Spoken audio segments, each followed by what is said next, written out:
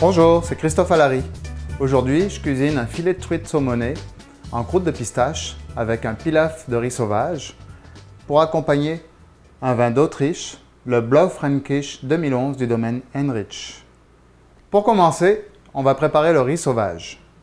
Pour ça, on aura besoin de beurre, de céleri, d'oignons, de carottes, de poireaux, de riz sauvage, d'une feuille de laurier, de thym, d'huile d'olive et de bouillon de volaille. Pour commencer, je vais mettre le bouillon de volaille à chauffer.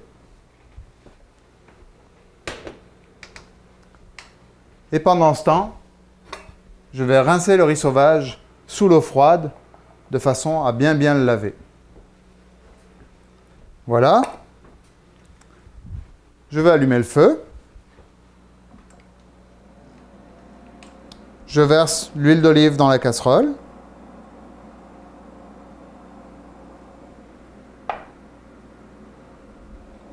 J'ajoute le beurre.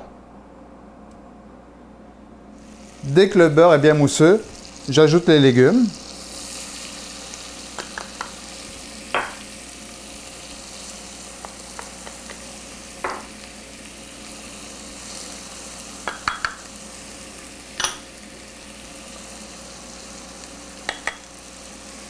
Je remue. Et on va faire suer les légumes pendant un petit 5 minutes. Après 5 minutes, j'ajoute le riz sauvage. On mélange comme il faut. Et on laisse revenir pendant 1 minute. Je verse le bouillon de volaille chaud.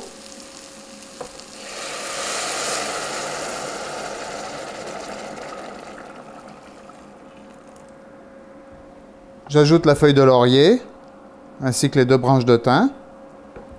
Et j'assaisonne un petit peu. Du sel et du poivre. Je couvre et on va laisser mijoter pendant 40 à 45 minutes à feu moyen. Pendant que le riz sauvage est en train de cuire, on va préparer la truite en croûte de pistache.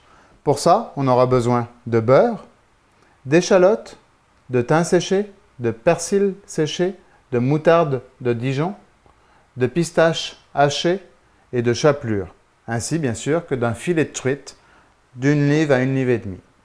Pour commencer, on va s'occuper de la croûte.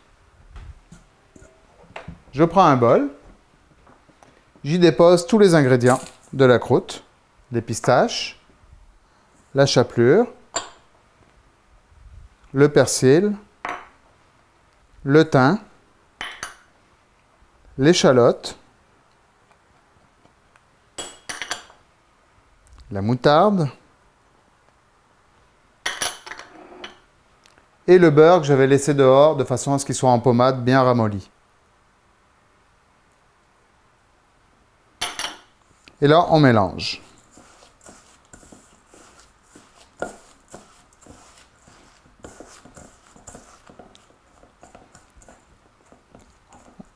Pour vérifier si notre mélange est bien fait, on prend un peu d'appareil dans la main et on le serre.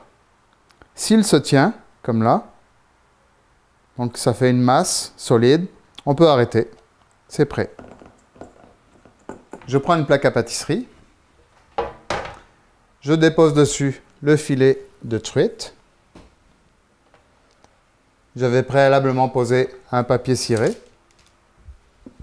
Je poivre.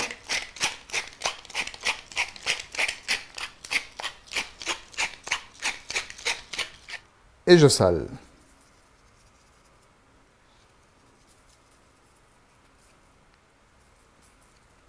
À l'aide d'une cuillère, on dépose la croûte sur la surface de la truite.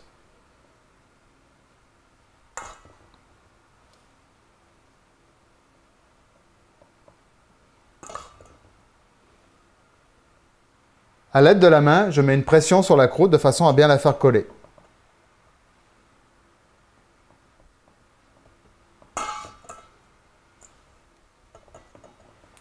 Maintenant, je vais mettre le filet de truite à cuire au four à 220 degrés Celsius. On vérifiera la cuisson dans la partie la plus épaisse, tout simplement en appuyant à l'aide d'une cuillère, de façon à vérifier que la chair se déplace bien. C'est parti pour la cuisson au four. Ah, ça sent très très bon. Ma truite est bien cuite. Comme je disais, on vérifie tout simplement ici si la chair se détache bien. Donc là, on voit qu'elle se détache. C'est cuit. Pour le riz sauvage, j'ai attendu que le riz soit bien tendre. Donc c'est vraiment 40 à 45 minutes de cuisson. Il nous reste à passer à table pour le déguster.